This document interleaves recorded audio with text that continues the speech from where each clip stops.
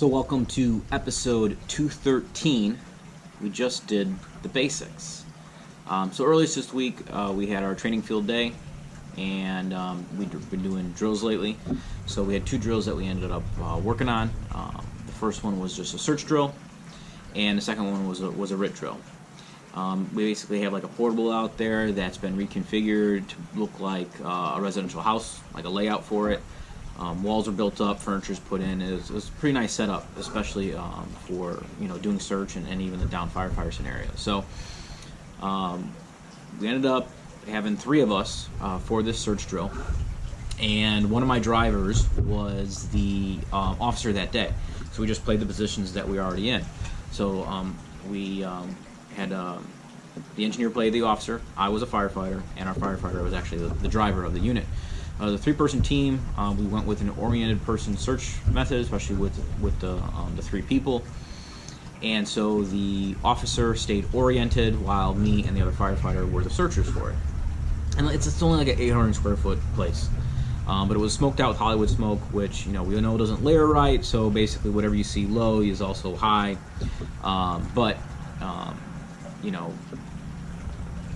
With search, the best way to do it is just staying low. You're not going to miss anything. And so one of the great things that was said, I used to always say, hey, if you can't see your feet, get low. And I still think that's a good way. But something that told me up when I was at FD10's Fire Combat was, where people are going to be on the ground or on a bed. So just get low, otherwise you're going to miss them. Pretty simple. It's another way of putting it, right? So just get low, otherwise there's a good chance you're going to miss them for it. So that's all we did. We stayed low in kind of like a crawling method. I do more of like a crouch down position with one leg up and one leg down for it, and I just kind of move. So it takes up a good amount of area, which actually I'll probably show you real quick since this is video. So the position that I'll do for the searching is kind of just one leg down, one leg up, and then I have one hand down, and then I'll move with this. And if you look, I'm not exactly a big person, but I take up a lot of real estate by doing this, so there's a good chance I could be bumping into someone or finding them, as opposed to if you're walking up like this and just looking down with your eyes. So that's the method I like. That works for me, and so that was the position I did, and I'm pretty sure my crew is doing something similar toward that. So the oriented person stayed oriented. He dumped the firefighter in the first room, and then I went into the second room, so two rooms were getting searched at the same time. When that guy finished, he went to the next. When I finished, I went to the next that wasn't done. Basic, right? Probably learned it in the fire academy.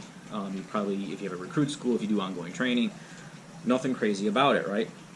So we ended up finishing. My firefighter found it was like one child that was in there. We searched the whole place, but what was cool was we were told there was two people unaccounted for, or there was possibility of two people inside. We didn't second guess ourselves because we knew we searched it, because being that low position and spreading out like that, we didn't miss anyone.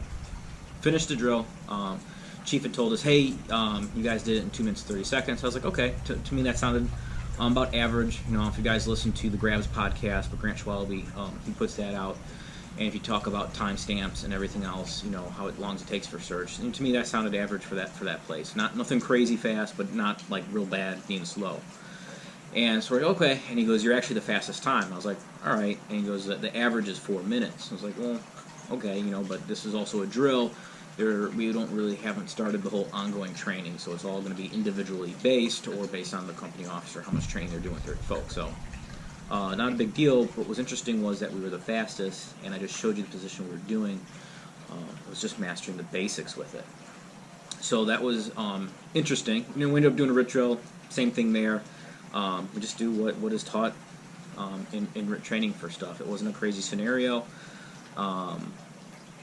But definitely what was nice about the drill is I saw some, I saw the need for myself to touch on search more with my own crew, because I have not done a good job of putting on regular training with it because of basic logistics of it. Searching in a big old firehouse, a smoke machine or something like that is much different than getting a small place that actually looks like homes. So I'm actually, tomorrow I'm on duty, and we're going to go out there and do some drills. Just those search drills, and so we can really dial it in, because it comes down to your sets and reps and how you master them. You just do it a bunch of times, and eventually you're like, wow, this way works. And that's why I was trying to explain to some guys. I said, hey, especially up there, we went to so many fires and we're searched so many times that just worked. You're less likely to miss people. You move efficiently. So it's interesting. So I talked about mastering the basics. Well, I also ended up going to Jiu Jitsu today. I ended up being the only person during a day class besides the coach. And so me and him were talking, and he's originally from Brazil, and we're talking about the cultural differences in Brazil and here. And there's no such thing as like a daycare industry, unlike here. So you basically, if the parents can't take care of the kids, the grandparents do. If their parents are working. And he's just talking about how he sees that in this culture here that we're always just working to work almost, or to buy more things we don't need. And I thought it was interesting. And I said, I don't know the term they use there, but here it's kind of like getting caught in the rat race, right? You're like, oh, I got to work more, I got to make this money so I can get more stuff, or I'll have more time when I retire, but you're not enjoying the now, or you're neglecting yourself, right? Maybe you're too busy to work out, too busy to perfect your craft, get better at your job. You're too busy for your spouse, you're too busy for your kids. What are you doing then? It kind of reminds me of let's master our basics of our own life first. I just saw a meme out there, and it talks about, if you really care about firefighter health and wellness, it's physical fitness, eating right, mental health, not clean cabs, right? Let's focus on what can fix it. And a lot of times we get distracted because these shiny objects, and a lot of it is marketing and people just trying to get our attention to buy stuff. I fell victim to it too. I told my wife, man, I'd love to try and maybe get into some type of real estate investing and stuff like that. And she's like, hey, whatever you want to do. And I'm like, but why? We live below our means. We both have our jobs. We're around our kids a lot. We don't have to put them in daycare. So I have to sometimes reel myself back in all these things I want to go do, because then I'm neglecting my priorities in my own life. And that's the important part of making priorities, right? That's what helps around the firehouse. Have your priorities of what you're going to work on that day. Because it's easy to get sidetracked here and there with stuff, but you go back to maybe you have a list, or I put stuff in my calendar, and I'm like, hey, this is what I need to be working on right now. Let me get it done. If I don't, I'll move it on to the next. But a lot of times we spend our day in a distracted state, not focusing on really what's important. And to me, that even comes to training. I'm an okay firefighter. There's nothing great about it. I just enjoy what I do, and I want to be good at it. I take my job seriously, maybe not necessarily myself as much. And the skill set I do has nothing to do with fitness or anything magical. It's just knowing this is what you're supposed to do, so just do it, and you'd be surprised on it. The kinks have already been worked out. People have figured out this game way before us.